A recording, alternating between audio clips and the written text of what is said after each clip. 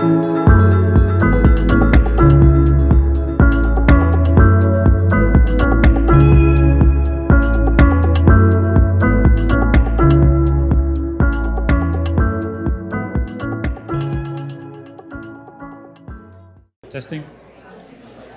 All right. It would appear we have a surprise for you guys.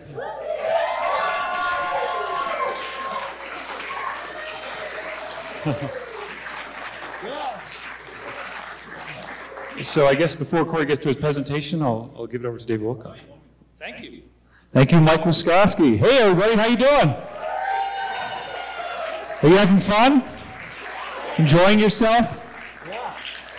I have to say, it really tripped me out to hear Stacy's remarks.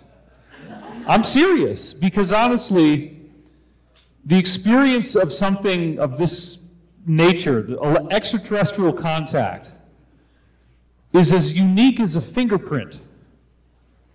And actually, I've already spoken to many of you here in this audience have spoken to me already, and you have some amazing stories of things that have actually happened to you, things that you personally experienced, things that you personally went through and lived through.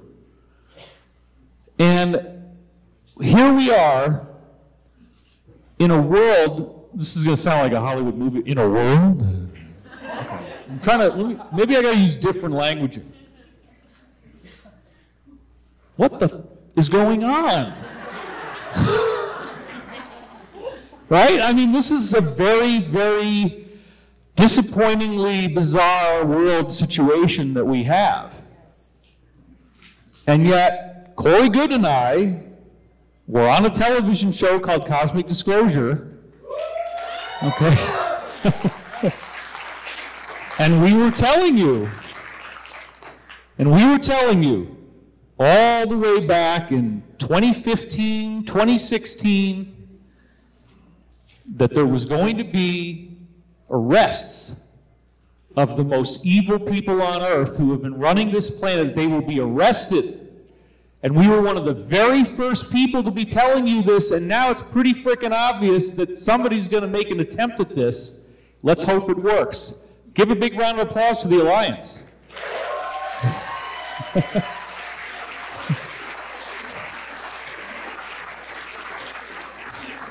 We're not gloating. I'm not gloating, okay? This is an unpaid, I want to make this very clear. I have received no financial compensation for this. I didn't want any. I didn't ask for any. This is totally just to meet you guys, shake your hands, hug you, let you cry in my arms, whatever the hell you end up doing. Some of you guys are real flaky, but I can deal with it. I can process your emotions with you. You know, you want to tell me you're a man, is a woman, or what? I don't know. Whatever you got, just hug me, all right? It's all fine. This is where we're going as a planet, folks. This is an ascension timeline that we're on. And it is a galactic intelligence that brought us to this point. It is a galactic intelligence that has created zones of energy that we pass through in our galaxy in even layers of time. And they're so predictable and organized that ancient people in 35 different cultures, 35 different religions, spiritual traditions, ancient mystical teachings, essentially had the exact same prophecy that Christians think is just the rapture and it's only theirs. 35 different ancient spiritual traditions had the same exact information in which they prognosticated a future moment on earth in which we would all experience darkness and fear and pain and trauma and terror. And because we have the full palette of data to choose from, we're not just going to have to look at any one spiritual tradition. We can meta-analyze them as a whole and try to get a better sense of what we've got here. So I want to point out that the three wise men who came to Jesus, and I want to also be on camera. I'm like walking totally out of frame. It's so unprofessional. This is a humble conference, okay? This is a tiny-ass camera. It's got no real capabilities that I can see.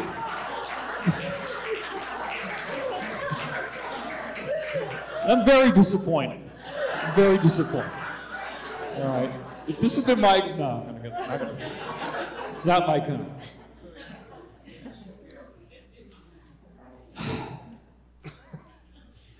Doesn't it make sense that if these three wise men are carrying all the Zoroastrian stuff, like they're giving Jesus gold, frankincense, and myrrh. Well, you know what? If you look up Zoroastrianism, which is the religion of Iran, Persia, that's their stuff. That's what they give you ceremonially, because in the Zoroastrian tradition, they had a prophecy of a Saoshyant, which is a messianic leader. The Saoshyant. And they knew where the Saoshyant was going to show up, and that's the light that they followed to go to the manger where Jesus was allegedly born. Okay? They were looking for the Messiah. They knew what they were going to find when they got there, and that's why they already had the gold, frankincense, and myrrh, and that's why they knew what the star was. Now, we ancient aliens types people, oh yeah, it was a UFO. Well, Zoroastrianism is apparently written by Ahura Mazda, who was this guy that showed up in a flying winged disc. They draw it as a winged disc in the Zoroastrian, religious iconography. So what the hell is going on here?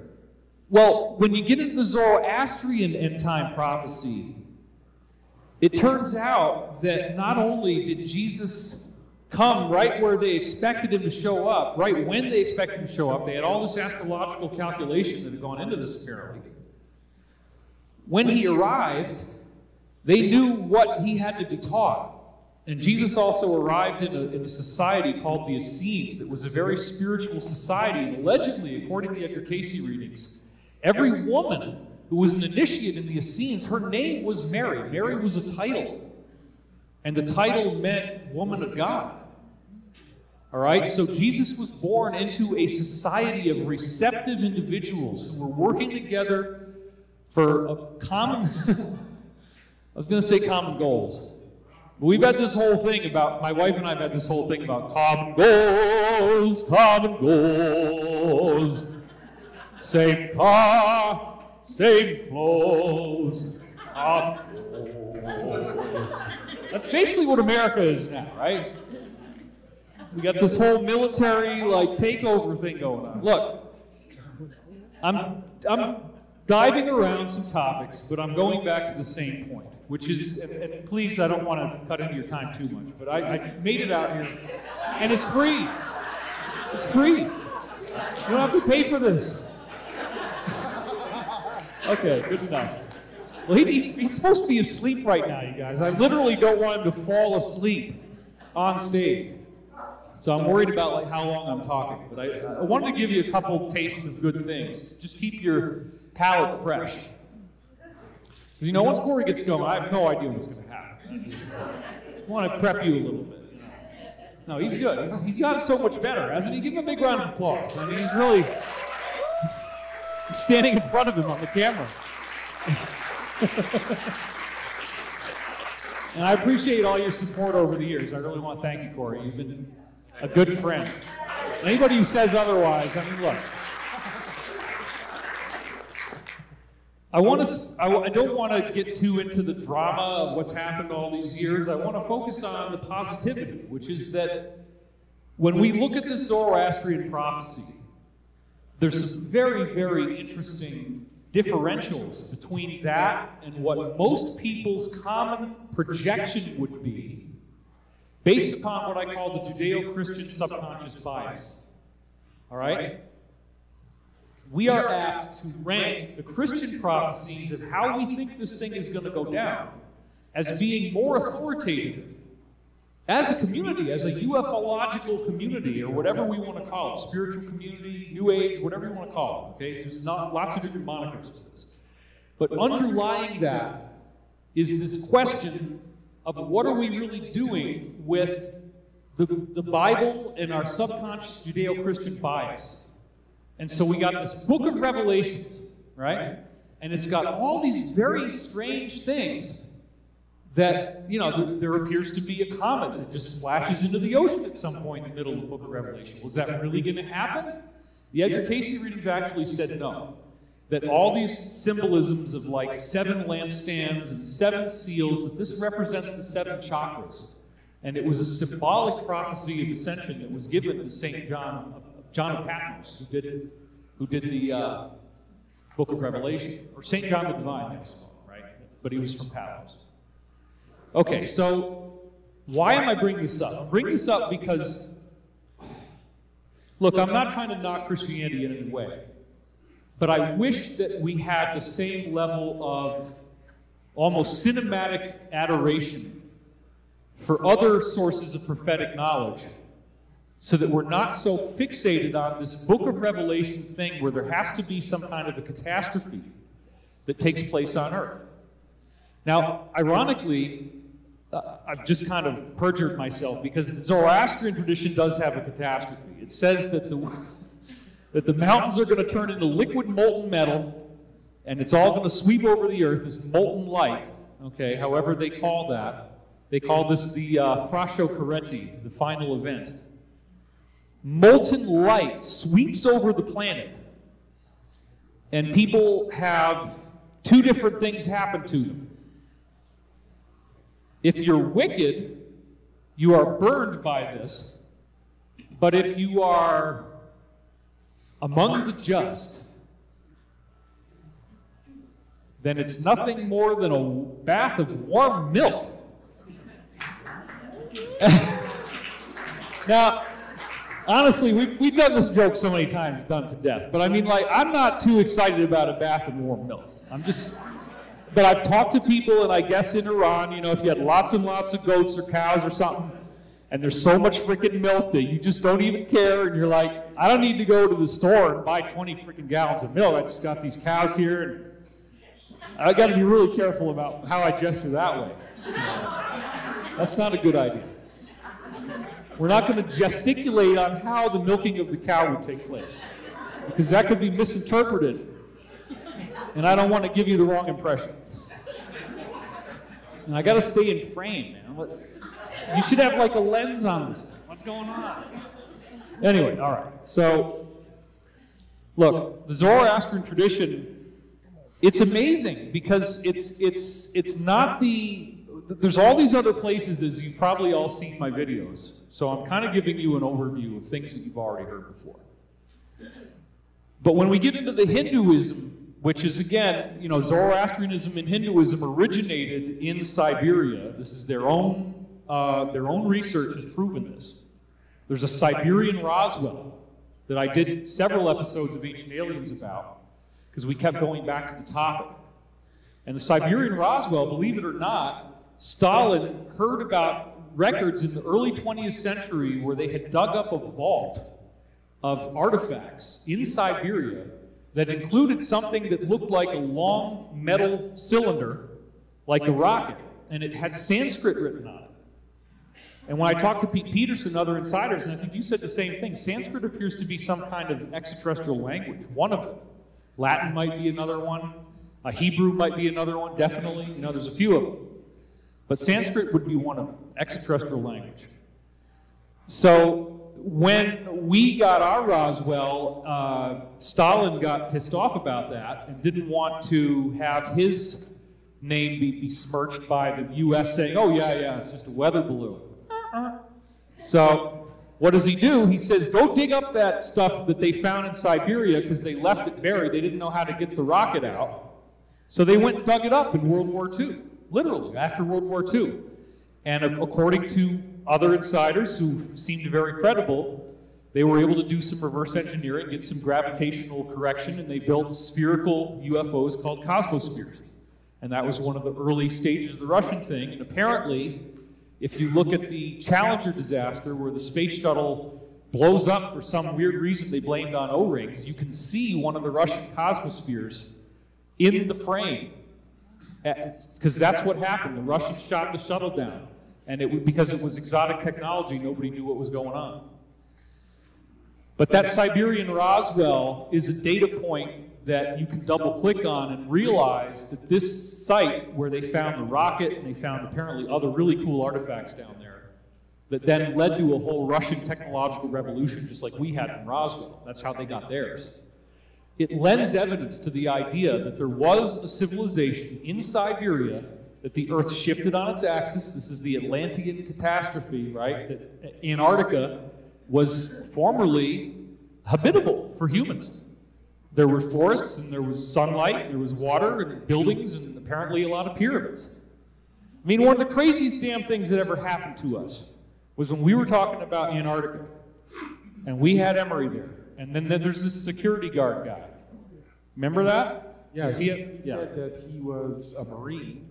It was after we were shooting, and he said that he had been deployed to Antarctica. That's right. And that they're just like how I had described, it was kind of like an anthill, tunnels just going under the ice. And they followed the tunnel down until they got to structures. And the structures, he said, looked Aztec. Do you remember he said there was a radio anomaly? Yes. That they were having a radio problem? Yes, he said that that structure caused a radio problem. Right.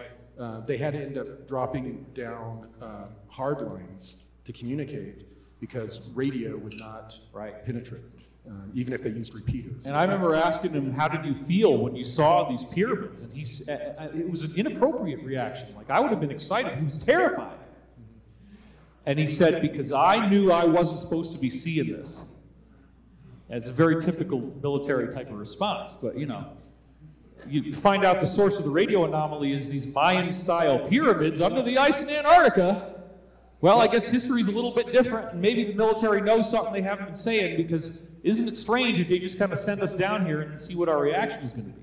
Yeah, that guy was really freaked out. He was very afraid, actually, because we were talking about what was going on down there, and like, there was fear in his eyes, and he needed to like process with us, because he was never going to tell anyone about what had happened to him when he went to Antarctica.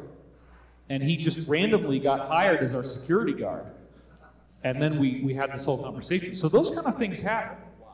But that's just supporting evidence that underlies the point, which I believe is that when we look back at the craft that Corey has described under the ice in Antarctica, that Pete Peterson has described under the ice in Antarctica, that others have described under the ice in Antarctica, and I've heard this consistently, it has indications, this mothership that's down there under the ice. Many people have studied it, and in fact, there's a new insider, believe it or not. I'm very proud of this announcement. We are apparently going to get a new insider who's going to edify you on many things that will directly correlate with what he's saying and many others. Okay, so let's have a big round of applause for our new insider. All right.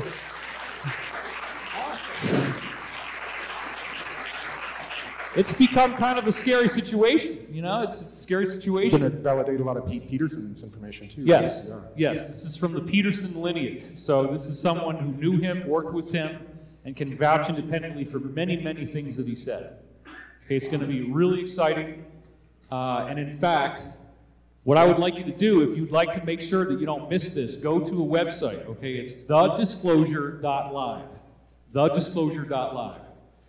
And I will end up running this even if he doesn't come forward, but it looks like he will, and we'll know pretty soon. And then once I got it in the can, I got it in the can. So, anyway, look Sounds like a good candidate for the new TV show, too, if he's open. There's probably going to be a lot of stuff, and I think this first one at thedisclosure.live is just going to be an initial opening, okay? But there's so many things that are going on that are really exciting that I'd love to talk about. But I also feel a limit of time and a maximum desire to alleviate your concern about this situation that's happening in the world.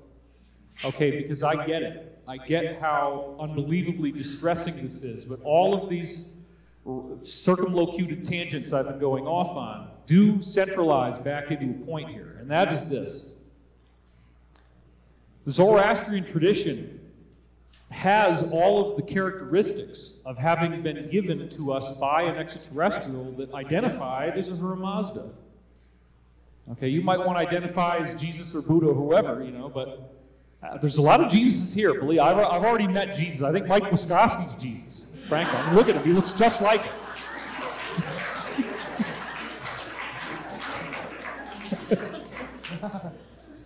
And let's give him a big round of applause for putting this on for everybody.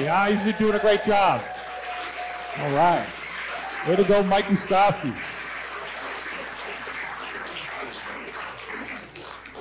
He also gave me some advice on strange mushrooms I found in the forest, but that's a whole other conversation. They're beautiful. They're red. They got white dots on them. You'll see when we come out with the disclosure.live thing. It's going to be in there. Okay. Yeah, we found Amanita muscaria mushrooms in my forest, like a lot.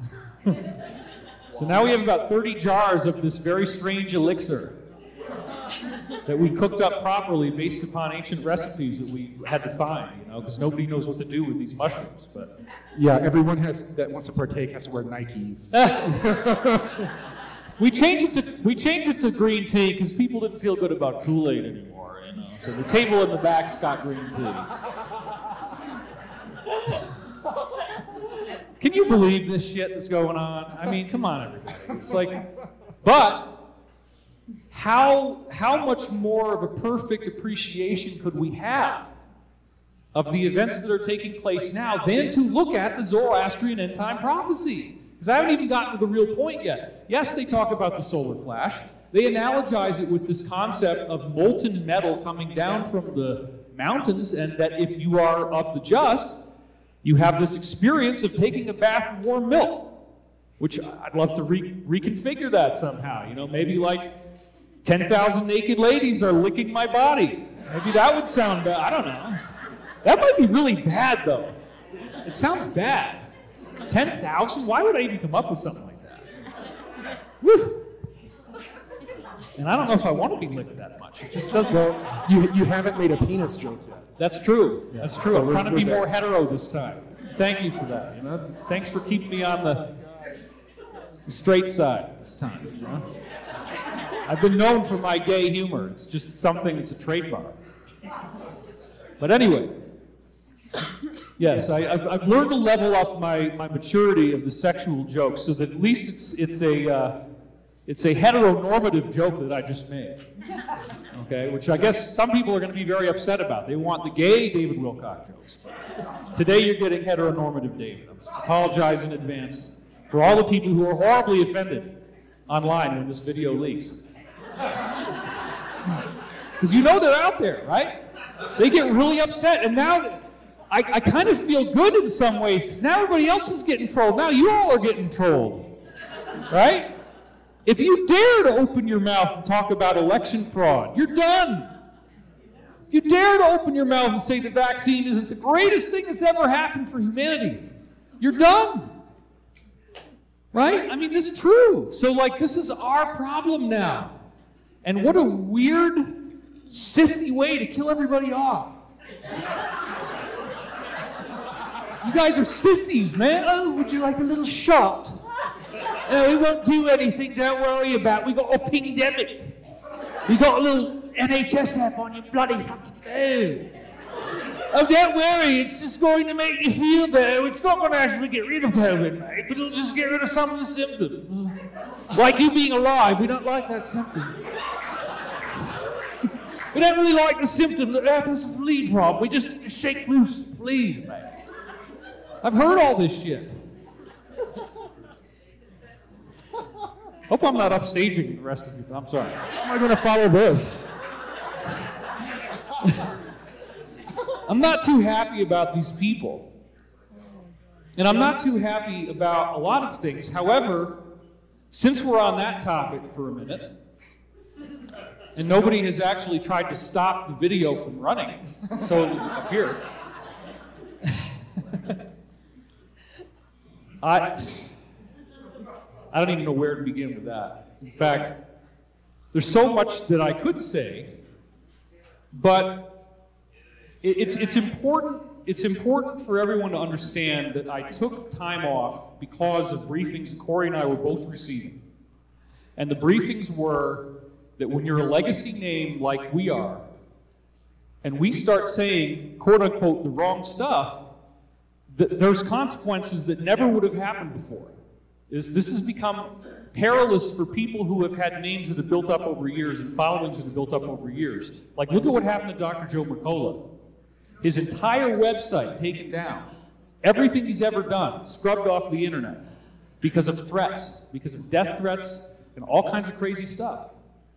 So people would laugh at us and they would say that what we were doing was nonsense and that, oh, Corey made it all up and David's making it all up and this is a con and they're just doing it for money. I didn't take any money to be here. Okay, so they can't say that. Oh, well, we got a free hotel room. Yeah, it's pretty awesome. Okay, thank you, Mike. It's fucking awesome, really. All right? We got like the cocaine dealer suite. I mean, it's incredible. All right? This is a really big hotel. There's probably a lot of space in here right now. Everybody's walking around with his mask on. The masks trip me out, you know. I'd be walking down the street in California.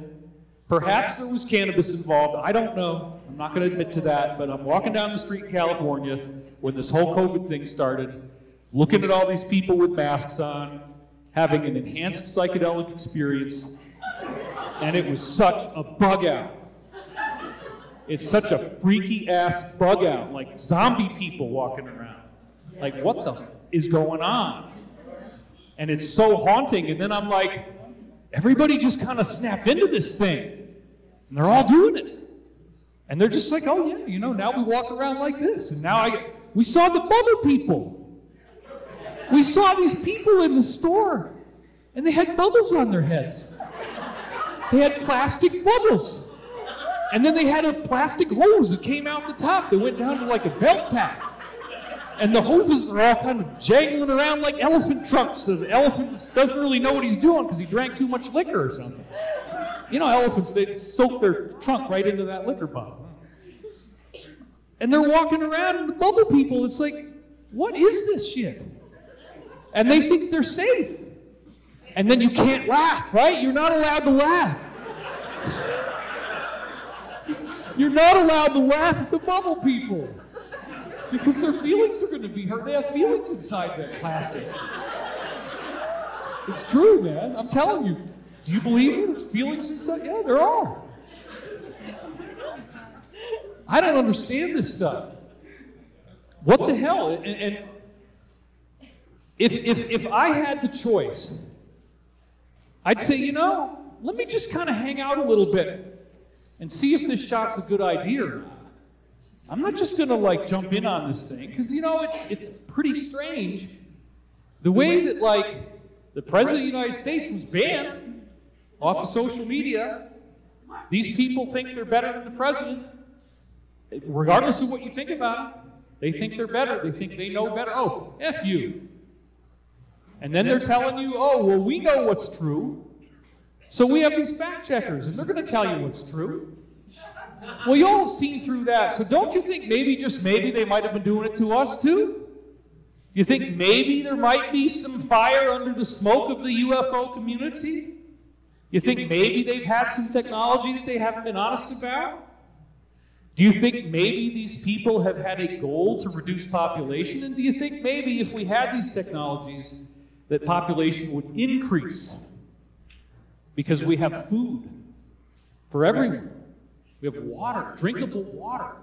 Children who can wear shoes, where that alone triples their life expectancy in the country they're living in. If we just had enough energy to create shoes for these children.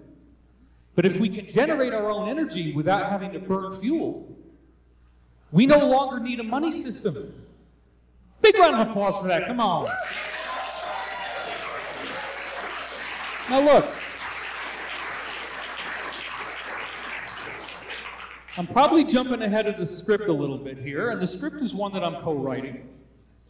But when we get to the point that we have Mach 24 aircraft, okay, that means that you're going to be able to travel anywhere on Earth in 9 minutes. All right? That technology is probably not only going to come out in your lifetime, it's probably going to come out soon in your lifetime. And that's incredibly exciting. what's even more incredibly exciting is that I am directly involved in this taking place now, in a way that I can't yet disclose, but we're very close to. Okay, so this is huge. We already have one factory, an entire building that we've already acquired. Now we've just acquired a second one. So the next angel investment that we absolutely needed, or we were going to be totally screwed, we got it on Friday, folks. We got the money. Okay, we just got it. So it's a big weekend. It's a big weekend. A lot of stuff going on. So I believe that the future is extremely positive, and I believe that we are actually lining up the pieces that are going to produce so much newness in the way that we live that everything about the way that you got here tonight is going to be like the Model T. Like when you see that old film of the Model T Ford. And I always love to think of that piano piece, The Entertainer, because it epitomizes old. Right?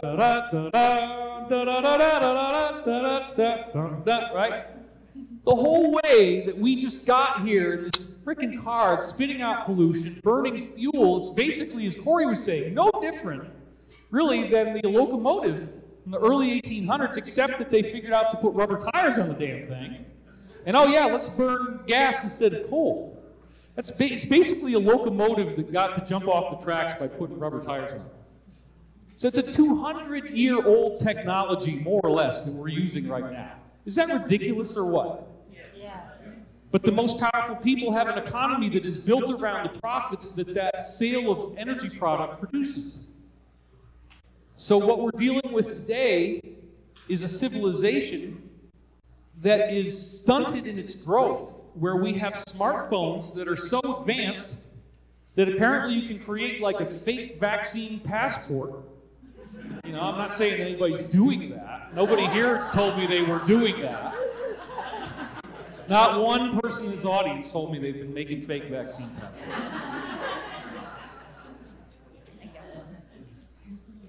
If you got a smartphone that's got all this great capability, then what the hell are we doing driving in a locomotive with tires?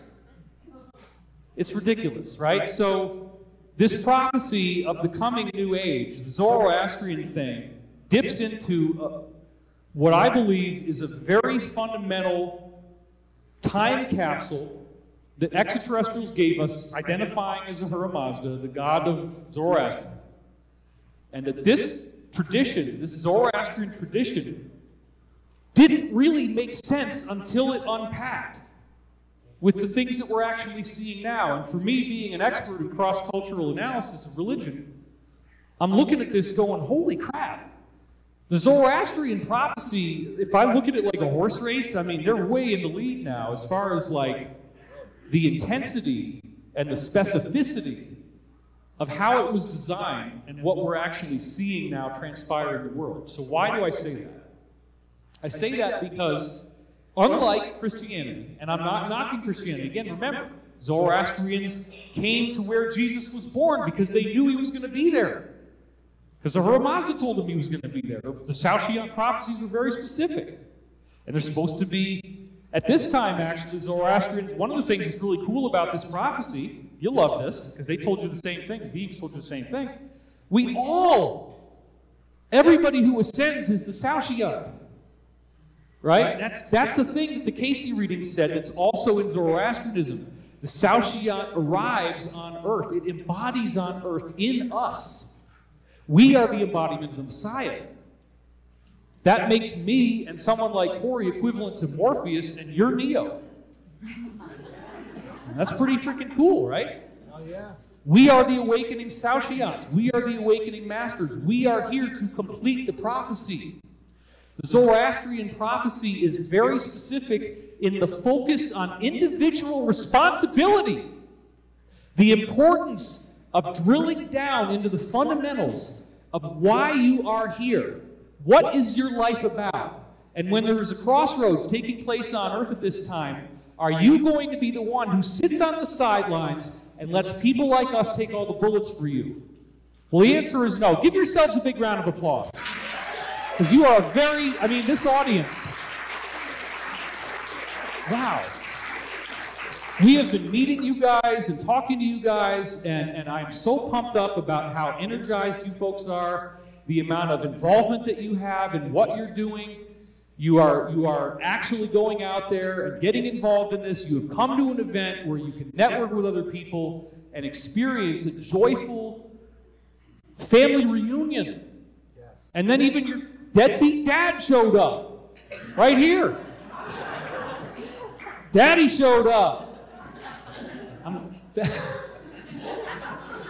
Maybe I went over the line on that one because they didn't really laugh enough. All right, it's like, ooh, I don't know. That one kind of went. But you got to love the bomb. I was trying to explain this to my wife the other night. Second City trained everybody at Saturday Night Live. The main thing they teach you at Second City is love the bomb.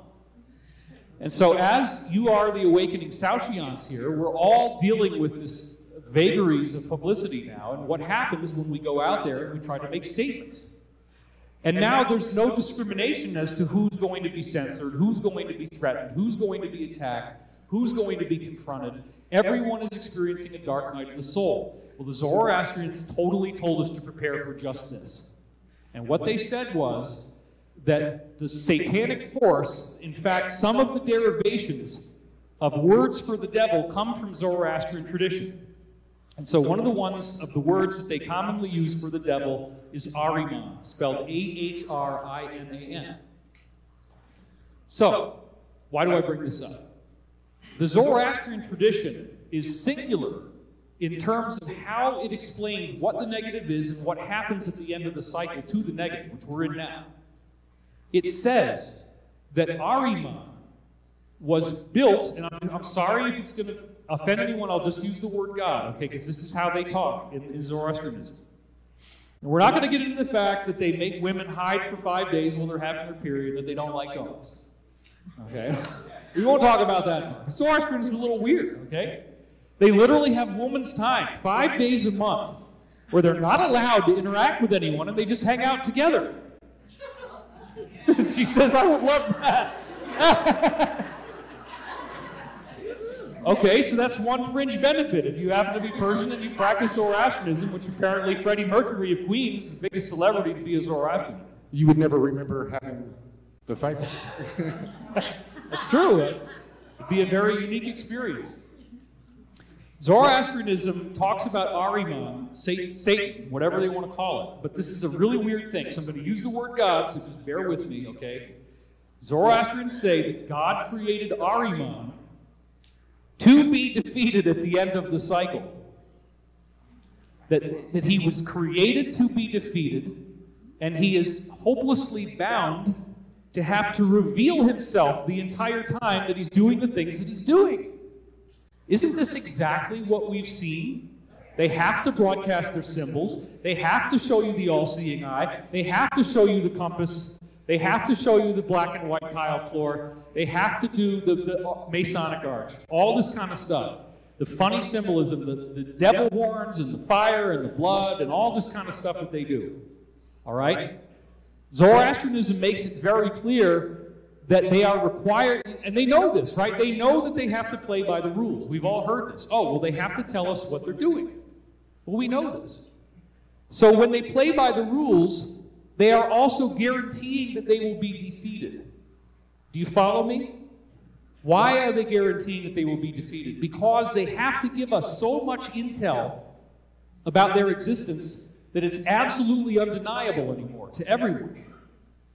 The Law of One speaks about how we move into fourth density energy, and they actually gave us 3 benchmark dates to look at. The first one was 1936. Fourth density energy, this new consciousness, starts coming in 1936. And right at that time, we have the rise of Hitler, Nazi Germany, all kinds of really scary, fascist, terrible stuff starts to happen on Earth that even in World War I, we never saw anything like that. There was no people getting shipped off to an incinerator in World War I. Not like that. So that rise of Nazi Germany corresponds in the Law of One with this increase in fourth density energy. The next increase in fourth density energy the law of one actually gives us a date for, is 1971, which corresponds precisely with when Richard Nixon was found guilty in Watergate. Okay, and there's a huge government scandal that exposes that the media is in collusion with the government. Things are really ugly, which is why you have congressional hearings about the CIA affecting the media through Mockingbird. All this stuff starts to happen right at the time that the fourth density energy has arrived. We get the revealing of the dark nature of humanity. Now that we're at the end of the cycle, that these 35 different ancient prophecies told us was going to happen, we have a global revealing of the prophecy. Now, the really key point here is that the Zoroastrian prophecy gives us an imprimatur, gives us marching orders, if you will. And what it says is that our Iman is built by God to be defeated at the end of the cycle. Now, this is the other really important point. Through the direct, ongoing, and concerted efforts of the just, that the Saoshyant, the Messiah, that prophecy is realized by flesh and blood humans here on earth, defeating this Ahrimanic force with their own mouths, hands, keyboards, videos, social media posts, you name it. Wait a minute, David. Are you saying that they're not going to be saved? They've got to do it themselves? That's what's really interesting. The other weird thing about Zoroastrianism is that they teach you, go make a lot of money. They do. They say, go make a lot of money. Now, why do they say that? Because the spiritual people shouldn't be all broke. How's anything going to get done, right? Think about it. And I know you're all in the same boat on this. Yeah.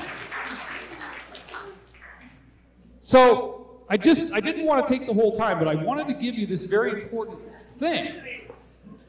And I'm summarizing it now to conclude, which is that this Zoroastrian prophecy has now become fully realized to me, where we are actually seeing those you could think of as the just fulfilling this prophecy. Mike Lindell, give him a big round of applause. He's amazing. Sidney Powell, Lady Liberty herself. So amazing. General Flynn, give him a big round of applause. I mean, wow. Such an amazing team. And there's so many more names. I could go on and on and on here. Wendy Rogers, have you seen her lately? You like Wendy Rogers? Oh, she's great. How about the Governor DeSantis in Florida? I mean, wow, come on. These people we have to remember, folks, the media is creating the illusion of a consensus. You watched as I had, how many million videos on YouTube, and then I pointed it out. It was like, what was it, it was 26 million or something. And then I pointed it out on a video, and 3 days later it was down to 225,000 videos. That was on YouTube before any of this other stuff happened. So I saw that it was a honey trap. That you're going to get caught in this thing, and they're going to whip it out from under you. So the fact that you guys are here, maskless, and we're all together is a miracle. It is a miracle. America will unite, absolutely. So what I'm trying to get at here is that when you're looking at this prophecy of the Zoroastrian tradition, and this is the last thing I'm going to say before I hand it to Corey. When you're looking at this prophecy of the Zoroastrian tradition, it requires that each one of us becomes the Messiah. And that means you don't have to be arrogant in accepting that this is your job. It doesn't mean that you are arrogant. It doesn't mean that you have an ego. It doesn't mean that you're wrong. If you can accept that you are the embodiment of the Saoshyant, that you are here to make this right, to turn this planet around, that you have the power. Never believe you don't have the power. One of my insiders said, remember, Dave, the one thing that you have that they wish they could have, but all the money in the world can't buy it, is the ability to influence, he said it like this, the ability to influence millions of people. Because as we go into fourth density, the bullshitometer starts to work a lot better, doesn't it? And you wouldn't have come here if this was some kind of financial scam. You came here, and as I'm talking to all of you, because you're having the same experiences that we're talking about. You're going through this and you're confused. So get hip to the idea that the sources in the Alliance, like General Flynn, like Sidney Powell, like Mike Lindell, they're all telling us that it's going to take all of us working together to make sure that this works. So whatever is coming our way, please don't be that person who sits on the sidelines and watches as the woman gets stabbed to death in the street and is wheezing, and as you're hearing death agonizing breathing, that you just watch her choke on her blood and take pictures of her with your fucking phone. Okay, that's what it's turned into. That's what people are apt to do, is whip out their phone and film the woman as she coughs blood out of her lungs. That's ridiculous. I need you guys down on the ground getting this stuff done. Are you with me? All right. That's what we needed. Thank you very much, everybody. Thank you. Thank you so much. Thanks, David.